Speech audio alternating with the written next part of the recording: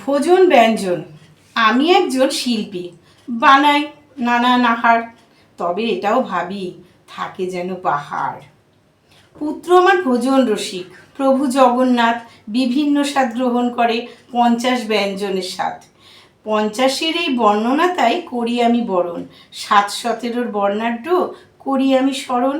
সোম মঙ্গল বুধের পালা শুরু যে হয় শীঘ্র, বৃহস্পতি শুক্রের দিন কষ্ট আরও তীব্র। শনি রবির আরও জ্বালা, নাই চাই নানান পদ, সুস্বাদু সুগন্ধে ভরা হরেক রকম বিশদ। 7 দিনের রুটিনে ছাই অসহ্য বিরক্ত, গলদঘর্ম রান্নাঘরে, উফ কখনো অশ্রু সিক্ত। কিসের অশ্রু কিসের কর্ম, মানবিমানের পর্ব, ভ্রুকুটি ভীষণ ভয়াল কঠোর, বেদনা বিদুর গর্ব। স্বামী পুত্র রান্নাঘর এই তো নারীর জীবন, তাই বাইরে গেলেই তবে কঠিন শাস্তি ভীষণ। চুল্লি চুলো চামর চিকুর, হায় রে বঙ্গবধূ, একবিংশের প্রান্তে এসে এই কি পাওয়া শুধু। ভাবুন মেয়েদের কি জ্বালা, রান্নাঘর আর ঘরের বাইরে যেন জগৎটাই অন্ধকার, সব করে তবে করতে হবে। কি ঠিক বুঝে করে লিখেছে না আমার বান্ধবী। আচ্ছা ঠিক আছে, হয়ে গেল কবিতা। তো আমি আজকে ভাবছি বানাবো সোয়া কিমা। সোয়া কিমাটা আমি এই কারণে বানাবো, সোয়া কিমাটা না ভীষণ টেস্টিও হবে, গরম গরম ভাতে যেমন ধরুন কিছু নেই, মোছা মোছা করে খেতেও ভালো লাগে, আবার রুটি পরোটাতেও দারুণ লাগে। তো ভাবলাম একটু সোয়া কাবাবই বানিয়ে ফেলি। তাহলে কি হবে, এই সোয়া কাবাব রেখে দিলে এই দিয়ে পরে আপনি যদি স্টোর রাখেন, বেঁচে যাওয়া এই দিয়েও নানা রকম আইটেম বানিয়ে ফেলতে পারবেন। এই যে আমার মাইক্রোওভেনের বাটি, এর মধ্যে আমি একটু তেল গরম করব ফার্স্টে। ওই একটু বেশি তেল দেবো, যেহেতু কিমা তাই একটু তেলটা বেশি হলে টেস্টি হবে। তাই যদিও কড়াইতে দিলে অনেক বেশি লাগতো, আমি কিন্তু 3 চামচ তেল দিয়েছি। এই 3 চামচ তেলটা আমি মাইক্রোওভেনে পাওয়ার লেভেলে গরম করে তারপর আপনাদের আমি দেখাচ্ছি, ঠিক আছে। তো সোয়া কিমা করার জন্য আমি সয়াবিনগুলোকে গরম জলে ভিজিয়ে রেখেছিলাম 8 ঘন্টা। তারপরে আমি ওটাকে মিক্সিতে একটু গ্রেট করেছি, কিন্তু আমি খুব মিহি করে করিনি, একটু ছাকড়া ছাকড়া থাকে না দানা দানা মতন, ওইভাবে করে নিয়েছি।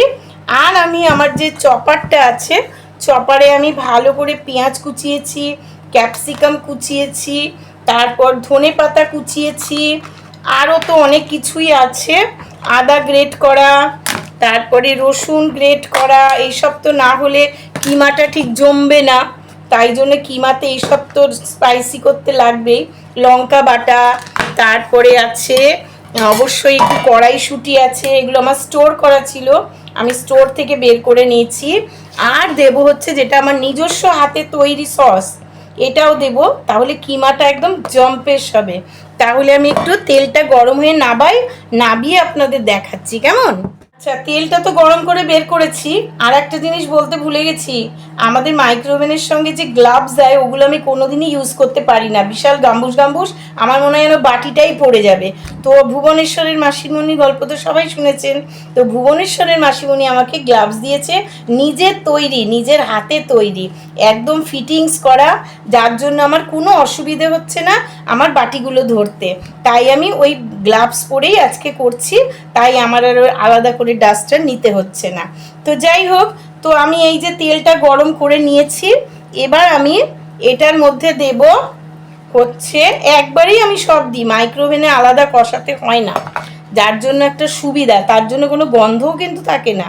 এই যে রসুন দিয়েছি 1 চামচ, আদা দিয়েছি 1 চামচের থেকেও বেশি, লঙ্কাটাও একটু বেশি দেব, স্পাইসি না হলে তো ভালো লাগবে না, দিয়ে দিলাম। আর দেব হচ্ছে এই যে কিমাটা, পুরোটা দিচ্ছি না, এটা দিয়ে আমি অনেক কিছু করব বলে একবারেই করে রেখেছি, এত আমার দরকার নেই, তাই আমি অল্পই করলাম। আর এর মধ্যে দেব ক্যাপসিকাম কুচোনো, যার যেমন আন্দাজ মতন বাড়িতে দেবেন, তবে এটা ঠিক যত বেশি হবে এগুলো তত খেতে ভালো লাগবে। তো পেঁয়াজটাও আমি দিয়ে দিলাম, একটু বেশি করেই দিলাম। আর দেব হচ্ছে কড়াইশুঁটি যেটা রাখা ছিল, হয়ে গেল।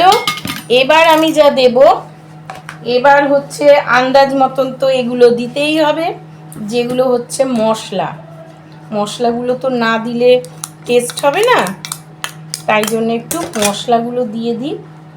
প্রথমে দেব একটু জিরের গুঁড়ো, দেব হলুদের গুঁড়ো। আচ্ছা, এটা আগে ভালো করে কষিয়ে নিই, তারপর দেখছি আমি কি কি মশলা দেব। যদিও এরপর আর বেশি মশলা নয়, এর মধ্যে পড়বে নুন, কাশ্মীরি লঙ্কার গুঁড়ো, আর নাবানোর আগে পড়বে ধনেপাতা, সস, ওগুলো দিয়ে আবার, ঠিক আছে? তো আমি এটা আগে ভালো করে, জানা কথাই সবাইকে বলা আছে যে বাইরে আগে সব কিছুকে মিক্স করতে হয়, তো যার জন্য আমি এটাকে মিক্স করে নিচ্ছি যাতে সব কিছুর সঙ্গে সব কিছু মিশে যায়, কোনোটাই আর আলাদা না থাকে। তো যার জন্য আমি এটাকে ভালো করে মিশিয়ে নিলাম। কেমন? তো এটাকে আমি আগে 5 মিনিট কষাবো। 5 মিনিট পর বের করে কাশ্মীরি লঙ্কার গুঁড়ো, ধনেপাতা, টমেটো সস, নুন, চিনি সব দেব, দিয়ে আবার আমি একে 5 মিনিট কষাবো।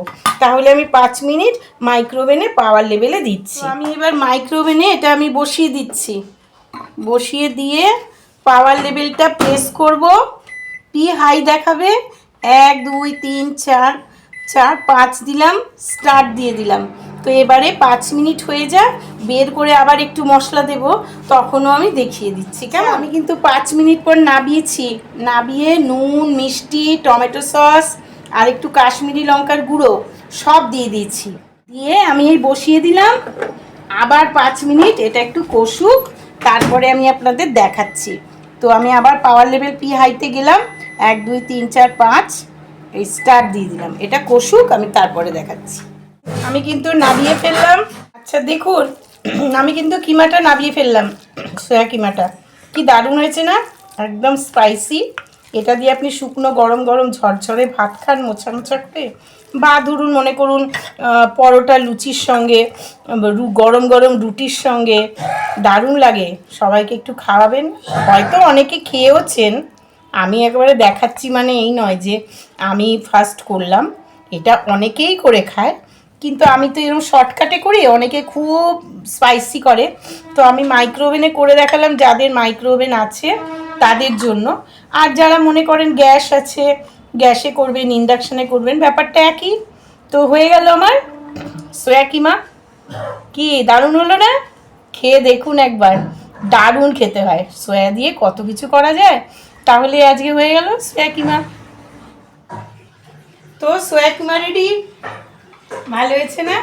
এরকম আপনারাও বানান, দারুণ খেতে হবে। যেদিন দেখবেন বাড়িতে কিছু নেই, মাছ ডিম নেই, অনেকে বায়না করে বাচ্চারা, তাদেরকে এরকম ঝাল ঝাল মিষ্টি মিষ্টি করে দেবেন, প্রত্যেকেই খেয়ে মুখ একদম আঙ্গুল চাটবে, দেখে নিয়েন, আঙ্গুল চেটে চেটে খাবে। নিরামিষ তো কী বলবে, নিরামিষ তো অ্যাকচুয়ালি পেঁয়াজ দিয়েও করলেও নিরামিষই অনেকে বলে, যেহেতু মাছ মাংস নেই। তাহলে আজকে হয়ে গেল, আবার নেক্সট দিন আসবো। আপনারা যতদিন আমার সাথে আছেন আমিও আপনাদের সাথে আছি, জুড়ে থাকবো আমরা, বন্ধুত্ব থাকবে, ভালোবাসা থাকবে, স্নেহ সব কিছু থাকবে, ছোট বড় সবাই দেখবেন। আর বড়রা তো আছেনই আমার সাথে। নমস্কার।